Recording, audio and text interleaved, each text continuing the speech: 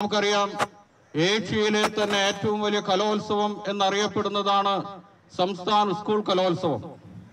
ഏതാണ്ട് 3-4 മാസങ്ങൾക്ക് മുമ്പ് കോഴിക്കോട് പട്ടണത്തിലും അതിന്റെ പ്രാന്ത പ്രദേശങ്ങളിലും കേരളത്തിലെ വിദ്യാഭ്യാസ വകുപ്പിന്റെ നേതൃത്വത്തിൽ 2 വർഷത്തെ ഇടവേളയ്ക്ക് ശേഷം സംസ്ഥാന സ്കൂൾ കലോത്സവം അരങ്ങേറിയപ്പോൾ കേരളത്തിലെ വിദ്യാർത്ഥി സമൂഹവും അധ്യാപക സമൂഹവും പൊതുസമൂഹവുമെല്ലാം ഏറെ ആവേശത്തോടെ അതിൽ പങ്കാളികളാകുകയും അതിനാവശ്യമായ പ്രോത്സാഹനവും നൽകിയ സംഭവം നമുക്ക് മറക്കാറായിട്ടില്ല.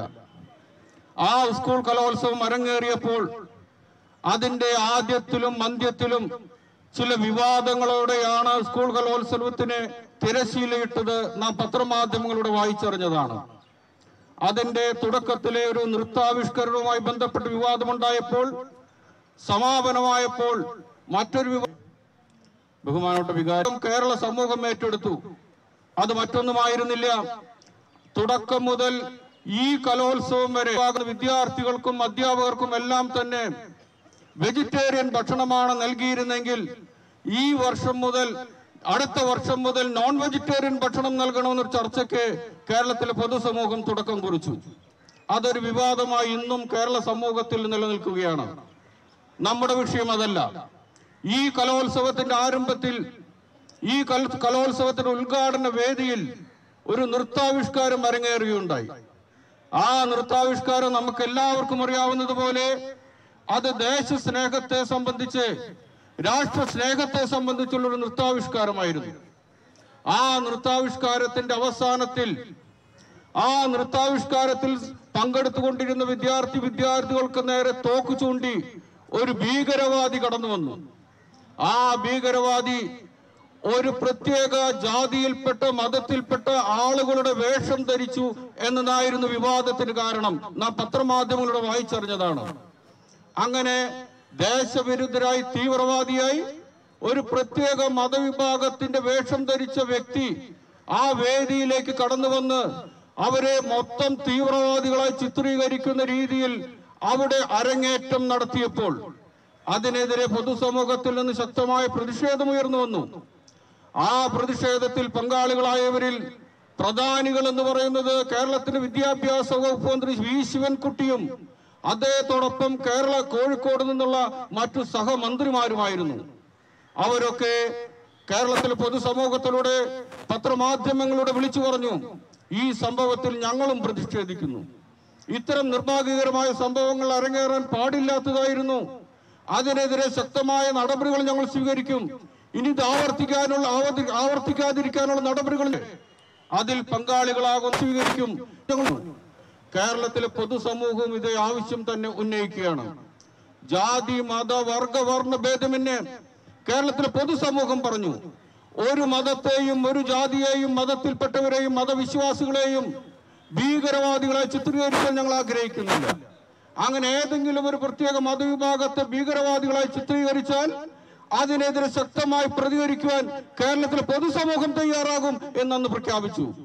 ഞാനും നിങ്ങളും അടങ്ങുന്ന ക്രൈസ്തവ സമൂഹവും ഹൈന്ദവ സഹോദരങ്ങളും അതിനോട് യോജിച്ചവരാണ്. കാരണം ഇസ്ലാം മതവിശ്വാസികളായാലും ഹൈന്ദവ മതവിശ്വാസികളായാലും ക്രൈസ്തവ മതവിശ്വാസികളായാലും ഒരു ഭീകരവാദത്തെയും പിന്തുണയ്ക്കുന്നവരല്ല, ഒരു ആക്രമണങ്ങളെയും പ്രോത്സാഹിപ്പിക്കുന്നവരല്ല. എല്ലാ മതവിഭാഗങ്ങളും ഏറ്റുപറയുന്നത് സ്നേഹമാണ്. കാരണം സ്നേഹം എന്നത് ദൈവത്തിന്റെ, ഈശ്വരന്റെ പര്യായമായി സ്വീകരിച്ചിട്ടുള്ളവരാണ് കേരളത്തിലെ എല്ലാ മതവിഭാഗത്തിൽപ്പെട്ടുള്ള വിശ്വാസികളും. അതുകൊണ്ടാണ് നമ്മൾ ഉൾപ്പെടെയുള്ളവർ അങ്ങനെ ഒരു മതവിഭാഗത്തിന്റെ വേഷം ധരിച്ച് ഒരു മതവിഭാഗത്തെ മാത്രം ഭീകരവാദികളെ ചിത്രീകരിക്കുന്ന ആ നടപടിയിൽ പ്രതിഷേധിക്കുന്നതിന് മുന്നോട്ട് വന്നത്. ഒരു മതവും അക്രമത്തെ പ്രോത്സാഹിപ്പിക്കുന്നില്ല, ഒരു മതവും ഭീകരവാദത്തെ പ്രോത്സാഹിപ്പിക്കുന്നില്ല. എല്ലാ മതങ്ങളും സ്നേഹത്തിന്റെയും സഹവർത്തിത്വത്തിന്റെയും സന്ദേശമാണ് നൽകിക്കൊണ്ടിരിക്കുന്നത്. നമുക്കറിയാം, ഇസ്ലാം മതവിശ്വാസികളെ സംബന്ധിച്ചിടത്തോളം ഇതര മതവിശ്വാസിയെ ആക്ഷേപിക്കുന്നവരും ഇതര മതവിശ്വാസിയുടെ ദൈവത്തെ ആക്ഷേപിക്കുന്നവൻ സ്വന്തം മതത്തെയും സ്വന്തം വിശ്വാസത്തെയും ആക്ഷേപിക്കുന്നു വിശ്വസിക്കുന്നവരാണ് ഇസ്ലാം മതവിശ്വാസികൾ.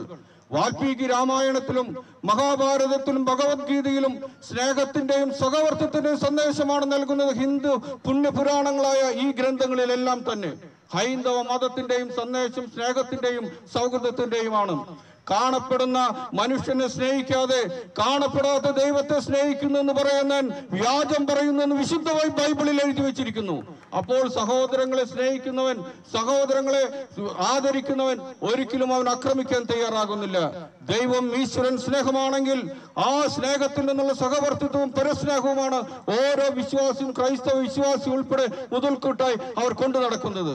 അതുകൊണ്ട് ഏതെങ്കിലും മതത്തെയോ മതവിശ്വാസത്തെയോ മതാചാരങ്ങളെയോ മതപ്രവാചകരെയോ ഭീകരവാദികളെന്ന് മുദ്രകുത്തി അവർക്ക് പ്രോത്സാഹനം നൽകുന്നവരും സഹായം നൽകുന്നവരും ചിത്രീകരിക്കുന്നെങ്കിൽ അത് പ്രതിഷേധാർഹമാണ്, യാതൊരു സംശയവുമില്ല.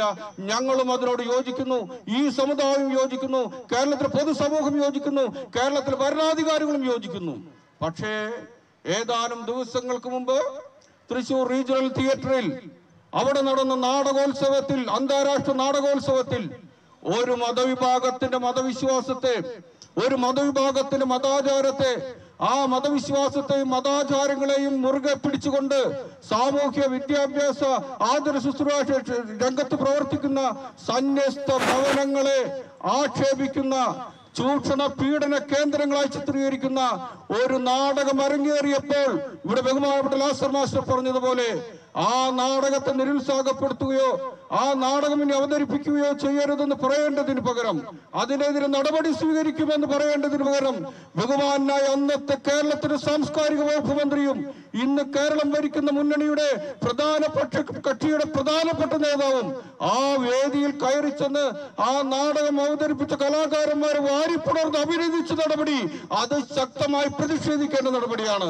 അതുകൊണ്ടാണ് ഈ പ്രതിഷേധ പരിപാടിയുമായിട്ട് തൃശൂർ അതിരൂപതയിലെ ക്രൈസ്തവ വിശ്വാസികൾ ഈ കളക്ടറേറ്റിന് മുന്നിലേക്ക് കടന്നു വന്നിട്ടുള്ളത്. ഈ പ്രതിഷേധത്തിൽ പങ്കുചേരുവാൻ ക്രൈസ്തവ വിശ്വാസികൾ മാത്രമല്ല, ഇതര മതസ്ഥരായ ഞങ്ങളുടെ സഹോദര സമൂഹങ്ങളിലെ കക്ഷികൾ മുന്നോട്ട് വരുന്നു എന്നറിയുന്നതിൽ ഞങ്ങൾക്ക് സന്തോഷമുണ്ട്. കാരണം ഇത് കേരളത്തിലെ ക്രൈസ്തവ സമുദായത്തിന്റെ മാത്രം പ്രശ്നമല്ല, മറിച്ച് ഇത് കേരളത്തിലെ പൊതുസമൂഹത്തിന്റെ പ്രശ്നമാണ്. എങ്ങനെയാണ് കേരളത്തിന്റെ പൊതുസമൂഹത്തിന്റെ പ്രശ്നമായി മാറുന്നത്?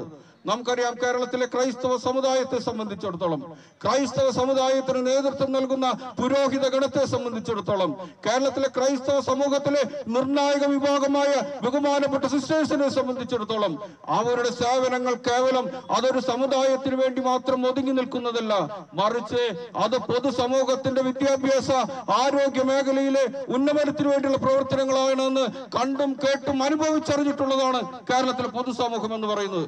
അതുകൊണ്ടാണ് ഈ സമുദായത്തിന്റെ പ്രതിഷേധത്തിൽ പങ്കുചേരുവാൻ ഇതര മതസ്ഥരായിട്ടുള്ള അനേകം ആളുകൾ ഒന്നൊന്നായി കടന്നു വന്നുകൊണ്ടിരിക്കുന്നത്. നമുക്കറിയാം, കേരളത്തിലെ ക്രൈസ്തവ സന്യസ്തരെ സംബന്ധിച്ചിടത്തോളം, കേരളത്തിലെ ക്രൈസ്തവ സഭയെ സംബന്ധിച്ചിടത്തോളം, കേരളത്തിലെ ക്രൈസ്തവ പുരോഹിതരെ സംബന്ധിച്ചിടത്തോളം ഇത്തരം ഭീഷണികളും ആക്ഷേപങ്ങളും ഒന്നും പുത്തരിയല്ല. ധാരാളം ഭീഷണികളും ധാരാളം വിഘാതങ്ങളും ധാരാളം പ്രതിസന്ധികളും തരണം ചെയ്തിട്ടാണ് ഈ മേഖലയിൽ അവർ പ്രവർത്തിച്ചു കൊണ്ടിരിക്കുന്നതെന്ന് കഴിഞ്ഞ കാല ചരിത്രം പരിശോധിച്ചാൽ നമുക്ക് കാണാനായിട്ട് കഴിയും.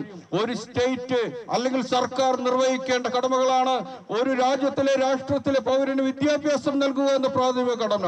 അതുപോലെ തന്നെ ഒരു രാജ്യത്തിലെ പൗരന്മാർക്ക് ആരോഗ്യ പരിരക്ഷ നൽകേണ്ടത് സ്റ്റേറ്റിന്റെ ബാധ്യതയാണ്. അതുപോലെ പാർശ്വവൽക്കരിക്കപ്പെടുന്നവർ, അനാഥർ, വൃദ്ധർ, ഇങ്ങനെയുള്ള രോഗികൾ, അവരെയൊക്കെ ശുശ്രൂഷിക്കേണ്ട പ്രാഥമിക കടമ എന്ന് പറയുന്നത് സ്റ്റേറ്റിൽ നിക്ഷിപ്തമാണ്, സർക്കാരിൽ നിക്ഷിപ്തമാണ്. ഈ സ്റ്റേറ്റിലും സർക്കാരിലും നിക്ഷിപ്തമായിട്ടുള്ള ഈ വലിയ ദൗത്യങ്ങൾ സ്വന്തം പണവും ആരോഗ്യവും സ്വന്തം അധ്വാനവും ഉപയോഗിച്ച് ആ സേവന മേഖലയിലേക്ക് കടന്നു വന്നുകൊണ്ട് ആ വലിയ ദൗത്യ നിർവഹണകൾ നിർവഹിക്കുന്ന ഈ വിഭാഗത്തെയാണ് ഇന്ന് സർക്കാർ ഉൾപ്പെടെയുള്ള ആളുകൾ, മന്ത്രിമാർ ഉൾപ്പെടെയുള്ള ആളുകൾ ആക്ഷേപിക്കുന്നത് എന്നതാണ് ഖേദകരം. അങ്ങനെ ഭീഷണിയുടെ അനേകം ആക്ഷേപത്തിന്റെ കഥകൾ ഈ സമുദായത്തിന് പറയാനുണ്ട്, ഈ സമൂഹത്തിന് പറയാനുണ്ട്, ഈ പ്രസ്ഥാനങ്ങൾക്ക് പറയാനുണ്ട്. ഈ ആക്ഷേപങ്ങൾക്കിടയിലും അതിനെതിരെ ശക്തമായ ചെറുത്തുനിൽപ്പിലൂടെയാണ് ഈ സമുദായവും ഈ സമുദായത്തിന് നേതൃത്വം നൽകുന്ന സന്യസ്ത സമൂഹങ്ങളും മുന്നോട്ട് പോയിക്കൊണ്ടിരിക്കുന്നത്.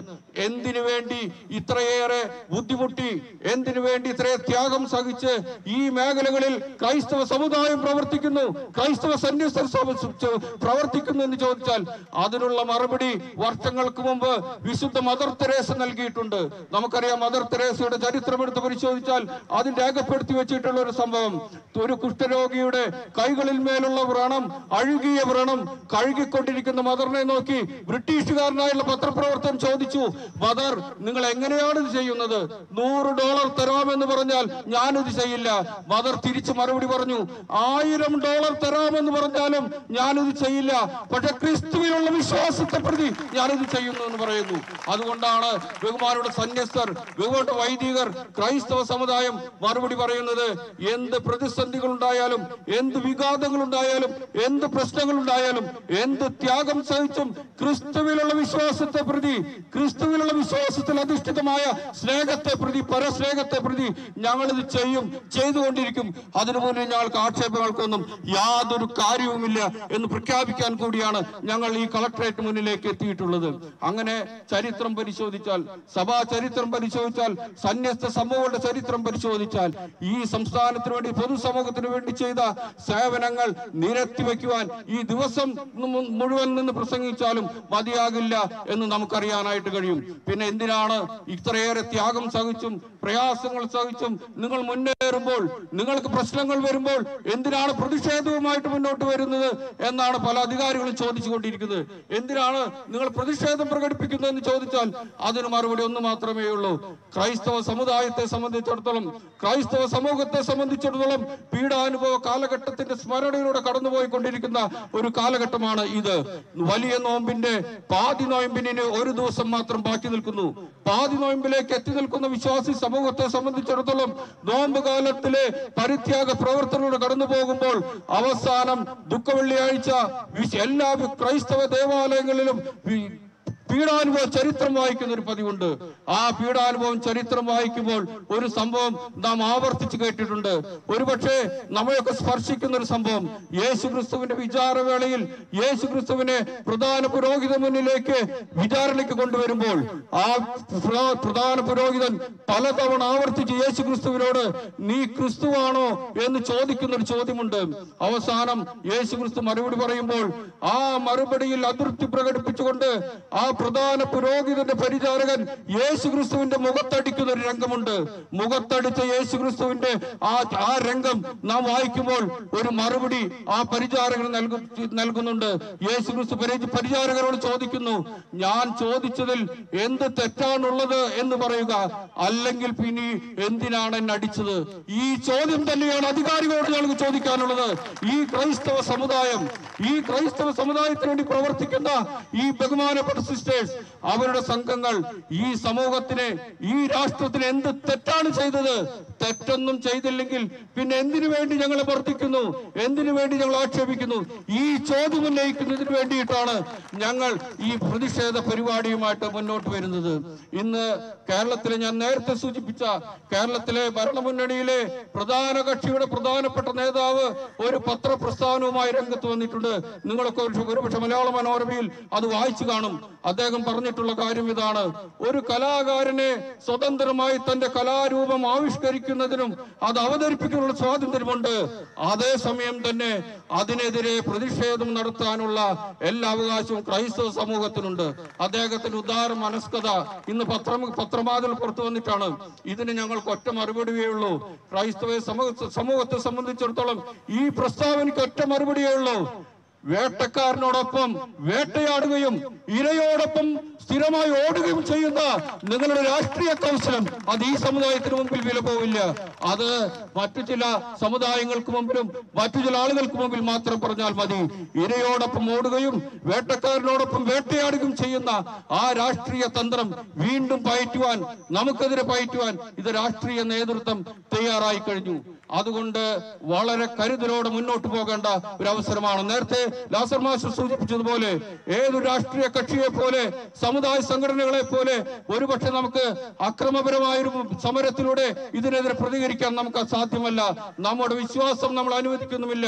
പക്ഷേ ശക്തമായ പരിഹാര കർമ്മങ്ങളിലൂടെ, പ്രാർത്ഥനയിലൂടെ, ഇതേപോലെയുള്ള പ്രതിഷേധ പ്രചരണ പരിപാടികളിലൂടെ സർക്കാരിന്റെ നയങ്ങൾക്കെതിരെ ശക്തമായ മറുപടി നൽകുവാൻ നമ്മൾ തയ്യാറാകണം എന്ന് മാത്രമാണ് എനിക്ക് അഭ്യർത്ഥിക്കാനായിട്ടുള്ളത്. 2 തെറ്റുകളാണെന്ന് നടന്നിട്ടുള്ളത്.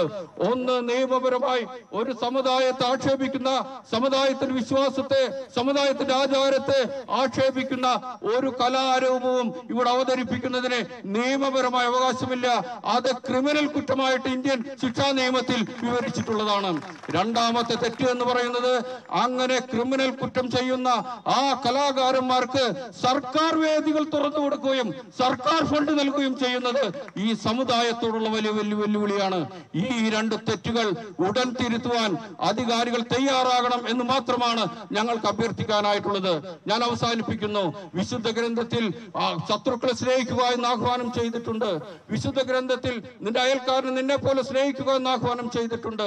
ഈ വിശുദ്ധ ഗ്രന്ഥത്തിൽ അടിയുറച്ചുകൊണ്ട് ഞങ്ങൾ പറയുന്നു, ഈ വിശുദ്ധ ഗ്രന്ഥത്തിലെ ഉത്ബോധനങ്ങളെല്ലാം തന്നെ ഞങ്ങൾ ശിരസ്സാഹ വഹിച്ച് മുന്നോട്ട് പോകുന്നവരാണ്.